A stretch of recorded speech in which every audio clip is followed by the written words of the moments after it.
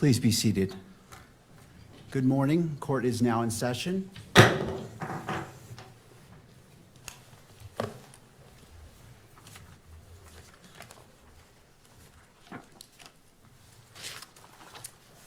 Calling the case 251403576, State of Utah versus Tyler James Robinson.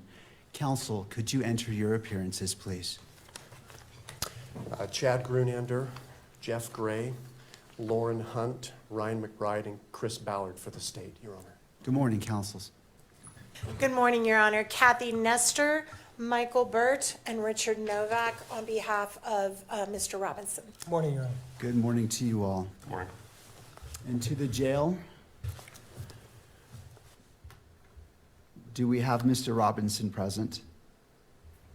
Yes, Your Honor. All right. Mr. Robinson, good morning to you as well. Counsel, as we begin, I have entered orders allowing the admittance of Mr. Michael Burt, Mr. Richard Novak, pro hoc vice, and appointing them along with Ms. Catherine Nestor to be Mr. Robinson's counsel. The court enters findings that the combined experience of counsel meets and exceeds the requirements of Rule 8. Counsel, do we have, what would we like to accomplish today? I have two items, Judge. I just wanted to make a record that under Rule 16 of the Utah Rules of Criminal Procedure with respect to discovery, the state is required to provide to the defense within 5 days of the defense's request the discovery that we relied on in making this charging decision. We'll be prepared to do that, so we'll look for defense counsel's request or the next day or so, and we'll provide that to the defense. Thank you. We also, for the court's information, we met this morning with the defense team briefly in our office to talk about discovery and the process, so we'll be working together. There is a substantial amount of discovery in this case, Your Honor. It's voluminous, to say the least, and we're working on a process where we can exchange information as quickly as possible and be efficient in that process. The other item I had, Your Honor, I saw that over the weekend there was a protection order, pretrial, and trial publicity order entered by Your Honor. And I just was seeking some clarification. On page 2, at the end of the first paragraph, it reads, "To that end, lawyers participating in the investigation or litigation of this case shall inform all witnesses, investigators, consultants, staff members, or other members of the prosecution or defense teams that the prohibitions contained in this order." The state were seeking some clarification with respect to the phrase "all witnesses," Your Honor.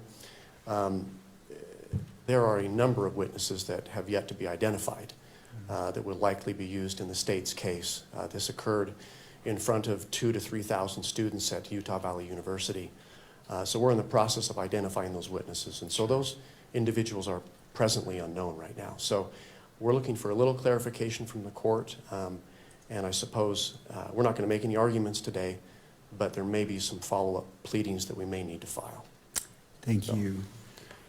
Ms. Nestor, did you want to be heard about that issue? No, Your Honor, we would defer to whatever the court wants to advise them on that matter. I mean, I think it's fairly obvious that we don't know who all the witnesses are in this case yet. I think it's just important that if anyone is identified, that they have information about this order. So I think other than that, we wouldn't weigh in on any other matter. Thank you. Well, thank you for that question. That's an important one. The court will rule that as the witnesses become known to each side, that information is conveyed to abide by this order. Obviously, there are potentially many witnesses, and so it's not the expectation that you would be able to do that up front, but as they become known, I would ask that you would inform them of this. Anything else, counsel? Nothing from the state, nothing else, Judge. Thank you. Ms. Nestor. Thank you, Your Honor. We recognize that we are here today for a waiver hearing. It is not our intent to waive a preliminary hearing in this matter. We are going to be seeking that one be set. However, based largely on what the state just referred to as far as the voluminous nature of the discovery materials, we do think it would be prudent to simply reset for another conference, another waiver hearing, a little bit down the road, where we have a better idea once we start seeing the discovery as it rolls in. I do recognize we're going to be getting that first batch in 5 days, but it's my understanding from our meeting today that there is massive amounts of digital that is going to be coming. And until we can kind of get our heads around exactly what we're dealing with and how much we need to process, it's going to be difficult for us to give you a reasonable expectation of when we will be ready to do the prelims. So we're asking today that we put that decision off, and maybe we could check in 30 to 60 days and just kind of let the court know where we're at and how much we're looking at and how much time we may need to set a preliminary hearing. Also, as far as a detention hearing, we are not asking the court to address that issue at this time. Under the statute, the issue is going to come down to the question of whether there's substantial evidence, which right now we're just not in a position at all to be able to even argue to the court. So we are probably going to ask that the court delay that decision possibly until the time of the prelim. But if it's sooner, we will ask the court for a hearing. But at this time, we are not asking the court to make any decisions on that matter. Thank you, counsel. In regards to the next hearing date, how about October 30th at 10 a.m.? That works for the state, Your Honor. Thank you. All right. That's fine for the defense, Your Honor. All right. Now, as we're at the beginning, anything further from counsel from either side? No, Your Honor. Thank you. All No, right. Your Honor, thank you. As we are at the beginning of this case, it is my intent to only speak when I'm needed or it is necessary. But today I do wish to provide guidance and expectations that you can have for this court and wish to enter an order as well. As this case moves forward, Mr. Robinson's constitutional rights will be protected at every stage.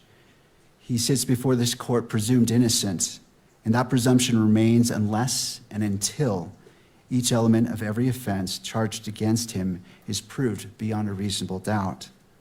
At the same time, and as applicable, victims are entitled under our Constitution to be treated with fairness, respect, and dignity, free from harassment or abuse. Justice demands that both of these principles, the rights of the accused and the rights of victims, be honored without compromise. I remain steadfast in my oath that I made 56 days ago to support and defend the constitutions of the United States and of Utah. I will carry out my duties with fidelity, transparency, and impartiality, treating every person who appears before me with the dignity and respect they are inherently due because they are human beings. Let me be clear. I will not put my finger on the scale of justice. These proceedings will be open to the public, conducted in accordance with the law, and handled with diligence and competence to ensure that justice is never compromised. It is the standing order of this court that Mr. Robinson shall be allowed to appear in person so he can fully engage with his attorneys and participate in these legal proceedings. Counsel, regardless of who is watching, whether it is the nation or a single individual, we must fulfill our roles with integrity, civility, and diligence. I encourage each of you to give your very best to this case. Neither Mr. Robinson nor the people of Utah deserve anything less than the fair and impartial administration of justice. In regards to the next hearing, counsel, on that October 30th date at 10 a.m., it's the court's intent that be in person if it be the wish of counsel for the defense for Mr. Robinson to be present. It is, Your Honor. Thank you. Thank you. Counsel, anything else that we can address today? Your Honor, we appreciate the court's comments with respect to Your Honor's role in this case. In like matter, we commit to approach this case with integrity, with professionalism and civility. We are truth seekers. We will aggressively pursue the truth in this case. Thank you. Thank you. All right, counsel, unless there's anything else, thank you for being here. This court is in recess. Thank you, Your Honor.